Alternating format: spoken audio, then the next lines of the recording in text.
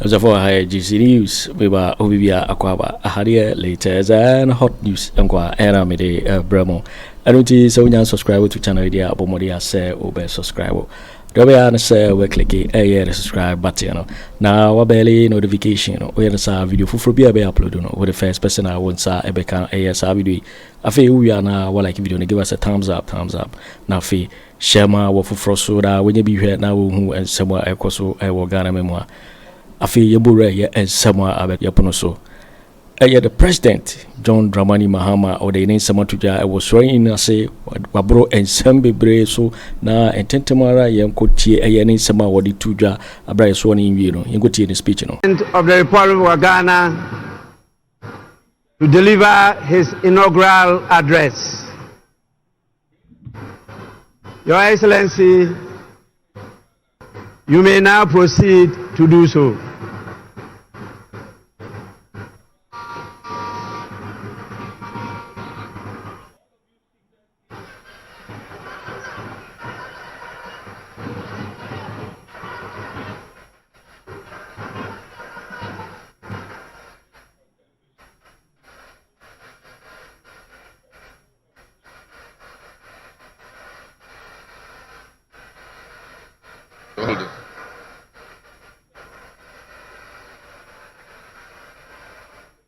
The Right Honorable Speaker of Parliament, Honorable Members of Parliament, Her Excellency, the Vice President of the Republic of Ghana, Jane Nana Opoku-Agyeman, Her Ladyship, the Chief Justice, Your Excellency, Bola Ahmed Tinubu, President of the Federal Republic of Ghana, and special guest of honor for this occasion, Your Excellencies, Presidents, Heads of Government and Development Agencies, Your Excellency, Nana Addo Akufo Addo, and former Presidents, Your Excellency, Dr. Mahamadu Bawumia, distinguished invited guests, ladies and gentlemen, my brothers and sisters, I wish you a good morning, and we give thanks to the Almighty God on this occasion.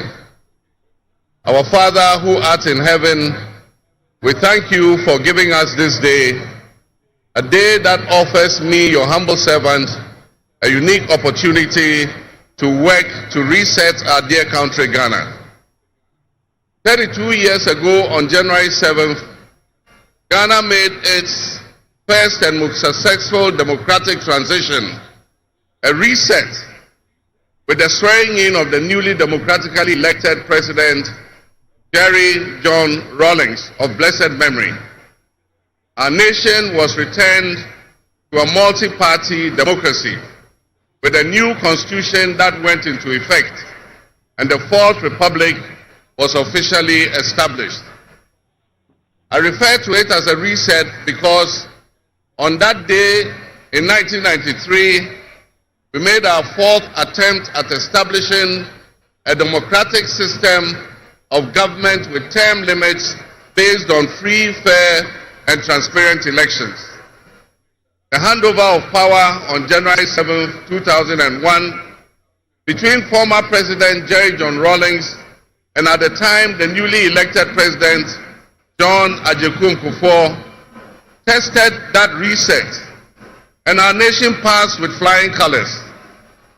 So today, with my induction as the new President of the Republic of Ghana, history is being made once again, and it is a history worth repeating every 4 years with each newly elected President.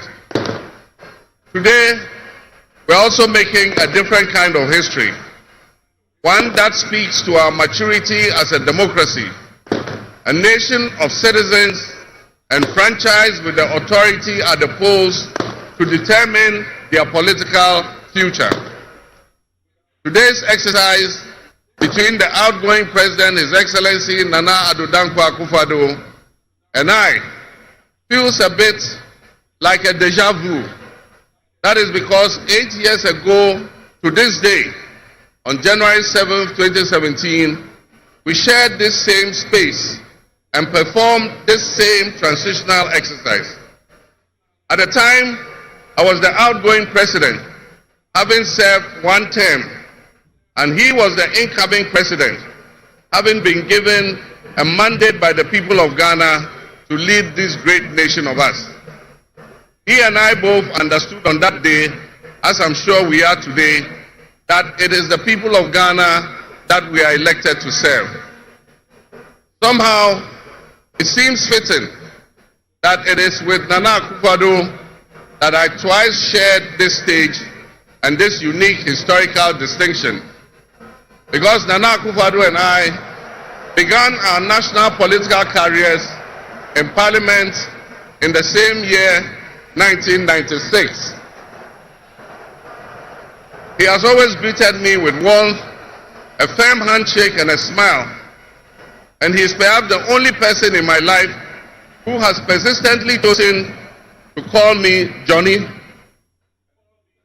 While we belong to opposing political parties, we shared a sense of mutual respect. In those early days, we probably could not have imagined that destiny would bring us to the leadership of our respective parties, and that we would have to face off 3 separate times as we each vied for the highest office of the land. Nana, as this will be our final meeting under these circumstances, and as I look back on the journey we have traveled together, 2 much younger men who entered Parliament together with a full head of black hair, and you with the same bald head and round eyeglasses, I have to say that you have, without exception, been a worthy opponent. I extend my warmest wishes to His Excellency, the former Vice President, Dr. Alhaji Mahamadu Bawumia. It was a grueling campaign, and we gave it our all. Your sportsmanship in making an early concession eased tensions and contributed to the early conclusion of the electoral contest. I wish you all the best in your endeavors. My brothers and sisters, the world in which Ghana exists today, as I begin this presidency, is not the same world in which we have lived under other presidencies. There are tensions and conflicts that have not previously existed between nations. These tensions and conflicts place pressure on alliances to decide where we will support. There's a seismic shift happening within the system of global economic dominance. Whereas the G7 nations, United States, the United Kingdom, Canada, France, Germany, Italy, and Japan once provided the highest percentage of the world's GDP, over the last decade, that number has been steadily dropping. However, the combined total of the GDP of the BRIC nations, Brazil, Russia, India, China, South Africa, Iran, Egypt, Ethiopia, UAE, their GDP has been consistently increasing. In 2023, for instance, the G7's combined total of world GDP was 30%. But by 2024, in 2023, the BRICS percentage of world GDP was 37.3%. And so what does this mean to us in Ghana? What could it mean to our economy? Where do we fit in this geopolitical maelstrom? Technology such as artificial intelligence has taken us to new heights, opening up the potential for national, financial, and personal security issues that we are not yet able to imagine. One example is the use of misinformation and algorithm manipulations on social media platforms to sway a particular group's sentiments towards or away from something. Now more than ever before, we need to strengthen our ties with our neighbors to ensure that we're working together to keep our sub-region safe. We stand in solidarity and work in alliance with all our neighbors in the sub-region. Recognizing the history of our borders, we also acknowledge that on the other side of our country's borders, are our family members. They may be Ivorians, they may be Togolese, they may be Burkinabes, they may be Nigerians or Malians, but they are also Akans, they are Kasines, they are Gwans, they are Nzemes, they are Hauses, they are Moshis and Gurmes, because we are all part of one another, one big family. With the increase of the climate crisis, and as the waters grow warmer, melting the Arctic ice and permafrost, there's a greater likelihood for viruses that have been frozen and thought to be extinct for decades, perhaps even centuries, to begin to spread and create another global pandemic. The changing climate conditions, increased population density in urban areas, and mass international travel are enabling existing viruses to spread and mutate at a faster and faster rate than they did before. This is a serious challenge. Let us not forget the toll that the past epidemics of viruses like Ebola, COVID, and Mpox have taken on the families and communities and medical infrastructure in several of our neighboring countries and in the sub-region. Let us also not forget how swiftly and completely the COVID pandemic brought the entire world to a screeching halt. My government will be working diligently to strengthen our public health systems while monitoring the global health situation so that when, and not if, but when the next pandemic or epidemic occurs, the loss of lives in Ghana will be minimal. The larger world exists around us and to some extent within us. While we cannot and should never use it as an excuse to stray from the direct and immediate needs of Ghana for the well-being of our citizens, we must also bear in mind that the affairs of the world, if we care to shape, lessen, avoid, or even at the other end of things, maximize the effect they have on us. My brothers and sisters, barely a month ago, we held historic elections that have caused dramatic shifts in our political landscape. I feel greatly honored that you, my compatriots, considered me worthy of receiving such an unprecedented and overwhelming mandate to steer the affairs of our beloved nation at this critical time in our history. The magnitude of this victory in the presidential elections and the gains that were made by my party, the National Democratic Congress, in the parliamentary elections naturally and justifiably resulted in great joy and celebration across our country, Ghana.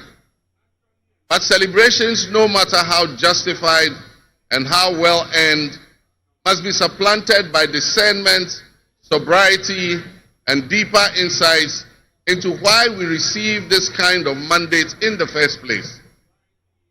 By voting as you did on December 7th, the Ghanaian people conveyed a powerful message, yet often overlooked by us politicians.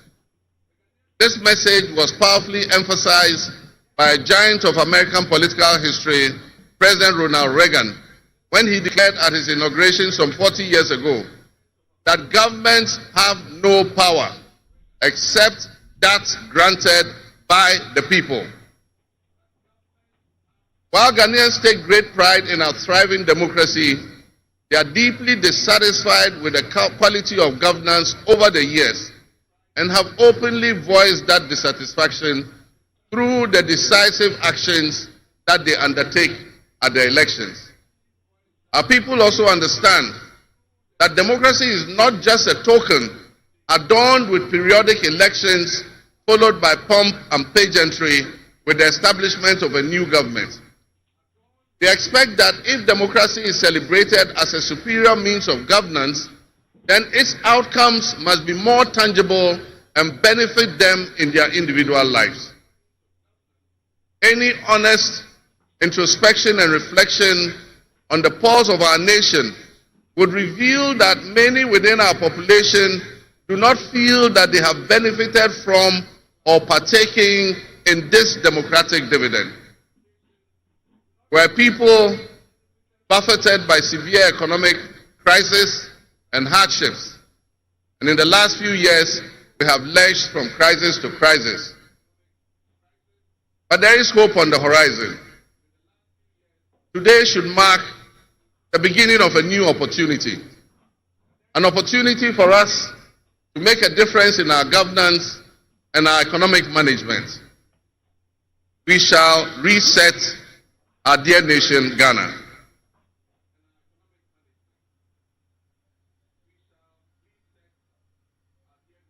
To the millions of my fellow countrymen and women who joined long queues and waited in the sun for their turn to vote for me, you have my sincerest thanks for honoring me. My firm, immutable assurance is that your votes matter in the work that I'll do to make a difference in the destiny of this dear nation of ours. Your courage to bring change will not go in vain. Our nation was born with much promise. That promise would seem hazy and in doubt now because of all that has happened in the past. But I urge you, my fellow countrymen, not to be sucked into a state of perpetual pessimism. For some time, our country has urgently needed leadership with an unwavering desire to get things done. I, with all humility, assent that I intend to be that leader with your cooperation and your help. As your next leader, I shall strive to exercise sound judgment and be able to make the right calls at the right time.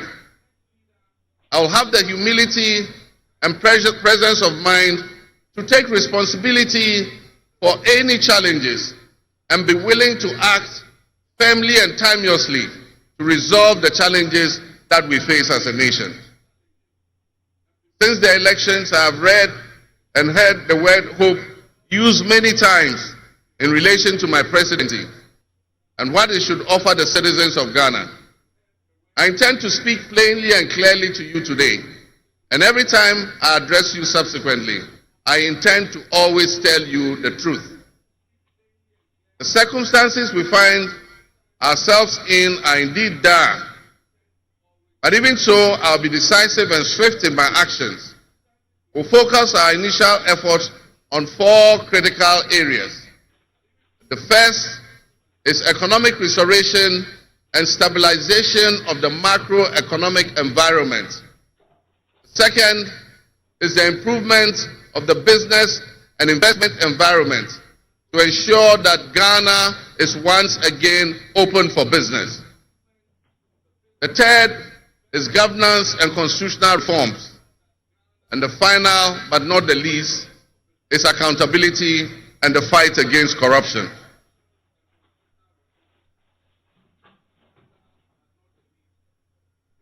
My brothers and sisters, actions have always spoken louder than words. With that in mind, I have entered into a covenant with you, the good people of Ghana, in which I have enumerated 26 actions that I'll take within my first 120 days. There is reason for hope, and there is every reason for hope. But we must also have faith, because faith empowers us to trust the things that will happen. With faith, you believe what you know, and that is why we need faith to be able to achieve our reset. We need a reset with the faith we have in our country and our leadership. We need a reset with the faith we have in our institutions. We need a reset with our faith in our dear nation, Ghana. And by that, I mean in all of us, because all of us are Ghana. You are Ghana, and I am Ghana. All of you seated here today, Ghanaian citizens, you are Ghana. The people who you are with or near you as you watch this on television, in your homes, or listen on radio, or follow on social media, are what we call Ghana. I ask that we enter into the covenant with the Ghana we all love and the good people of our country who make up this dear nation. And I ask that you envision a Ghana that you want to live in, a Ghana that you want to leave behind to your children and your grandchildren. What can you do to help build that better Ghana that we all strive for? What behaviors, what attitudes and mindsets can we reset? We need a reset, and we have faith in Ghana's ability to overcome, excel, and be so successful with this reset that it will be difficult to imagine a time when that was not the case. As we stand at this momentous crossroads in our nation's history, I am honored and humbled to accept the mantle of the President of the Republic of Ghana. Today we celebrate a new administration and herald an unprecedented era of opportunity and transformation. With Nana, Jane, Opoku by my side, we are poised to embark on a journey of progress and inclusivity, united in our vision for a more prosperous Ghana. This day is particularly special for us and for every Ghanaian who dreams of a society where barriers are shattered and ambitions are realized. With the inauguration of Ghana's first female vice president, we have turned a significant page in our history. Nana Jane's ascension to the high office is not merely a personal triumph.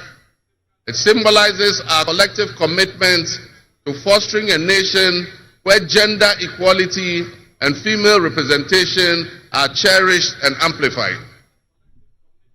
This is a powerful testament to the power of diverse voices to shape the future, voices that have the courage to soar beyond our traditional confines. My brothers and sisters, together as we look to the horizon, we reaffirm our dedication to breaking the glass ceiling that has long hindered many from reaching their full potential. Governance that reflects all segments of our population strengthens our democracy and enriches our conversation. We stand committed to enacting policies that empower women and ensure that the door of opportunity is opened wide for our youth and our women, regardless of their background. Together we'll galvanize our efforts to create a society where every Ghanaian can dream, believe, and achieve without any restraints. Remember that great leadership is not defined merely by the offices we occupy, but by the legacy that we leave for future generations. My administration, along with my Vice President, Nana Opoku will prioritize inclusivity, accountability, and innovation, forging pathways that will lead to the upliftment of all of our citizens. I'm profoundly grateful for this moment, a cornerstone in our journey towards a brighter future for Ghana. In this resounding victory, I see a clarion call, particularly from the youth of Ghana, a generation that is brimming with potential and dreams that are waiting to be realized. This moment, the powerful affirmation that your voices matter, that your aspirations are valid, and that your future must be our priority. We're committed to translating your hopes into action and creating opportunities for education, entrepreneurship, employment, and empowerment. Our policies will be tailored to sustain innovation and foster industry that engages today's young minds and equip them with the skills needed for tomorrow's challenges. Together with the private sector and captains of business, we will create decent and well-paying jobs. As we embark on this new chapter, I assure you that our decisions will champion diversity in all facets of governance, ensuring that every Ghanaian, regardless of your ethnicity, your gender, your age, your religion, or any background, will have the opportunity to contribute to our nation's story. Ghana's youth represent the heartbeat of our democracy. Their ambition will drive our policies as we strive to create an inclusive, equitable society where everyone has a seat at the table. Our vision hinges on the introduction and implementation of a 24-hour economy. We envisage an innovative and vibrant 24-hour Ghanaian economy, which will also be anchored in agriculture and agribusiness. This innovative approach would unlock potentials that have long remained dormant, enabling us to harness the energy and creativity of all our people. Just imagine a Ghana where our markets are alive and bustling at all hours of the day, with responsive public services accessible at all times, such that businesses can operate flexibly to meet the diverse demands that they are subjected to. And young people, including entrepreneurs, can find opportunities regardless of traditional institutions.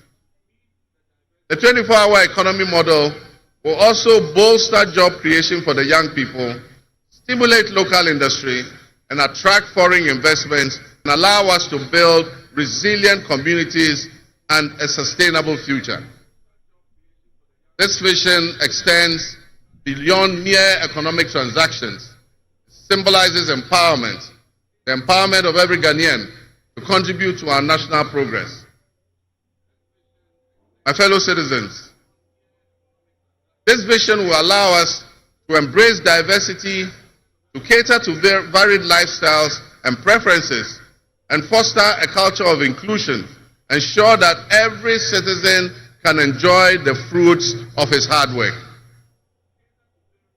To the business leaders and entrepreneurs, I invite you to support this new model and join me in shaping a business environment where creativity thrives and where the fruits of your investments contribute to the collective welfare of our nation.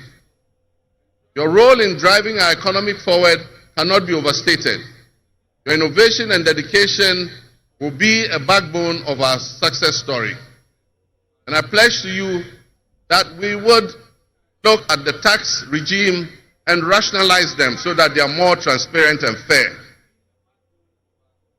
Members of the business community, I assure you, Ghana is open for business again. Let me thank you, Your Excellencies, my fellow presidents, for leaving what is a busy schedule behind and coming to join us at this ceremony.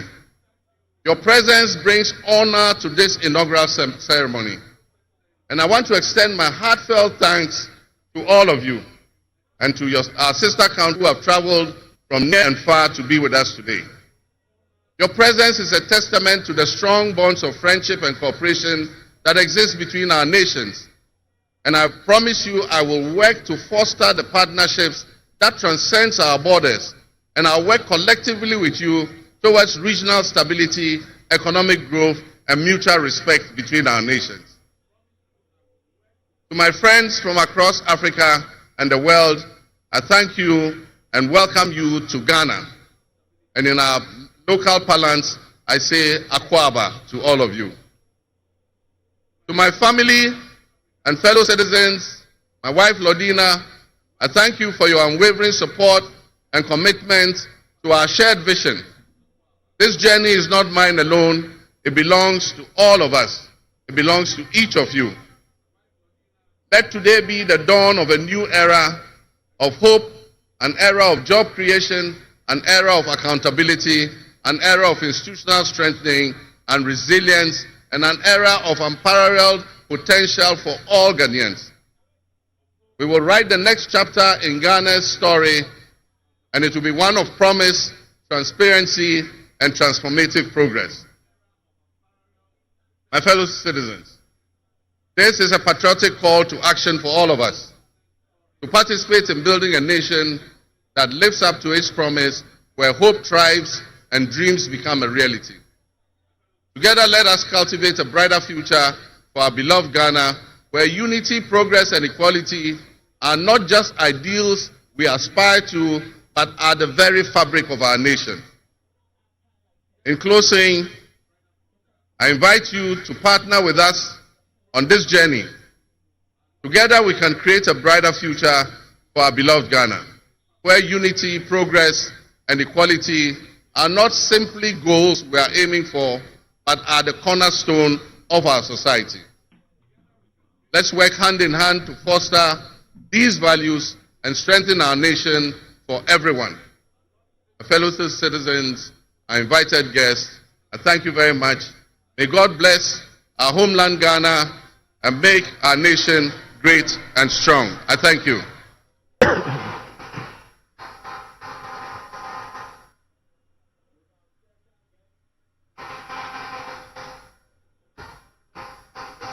Yeah.